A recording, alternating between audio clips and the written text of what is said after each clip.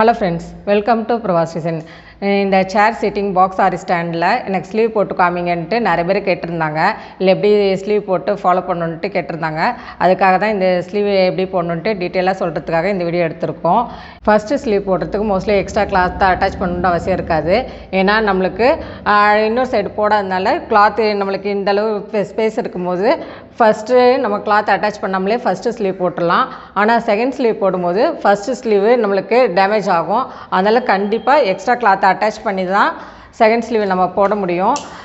இந்த மாதிரி நம்ம 18 இன்ச்சஸ் ஃப்ரேமுக்கு எக்ஸ்ட்ரா கிளாத்தை அட்டாச் பண்ணி ஒர்க் பண்ணுற மாதிரி தான் எக்ஸ்ட்ரா கிளாத்தை அட்டாச் பண்ணணும். ஸ்லீவ் கீழ் போர்ஷன் பார்த்திங்கன்னா உங்களுக்கு லைட்டாக கொஞ்சம் கஷ்டமாக இருக்கும். இந்த ரொம்ப கார்னரில் வர இடத்துல போடுறதுக்கு கொஞ்சம் கஷ்டமாக இருக்கும்.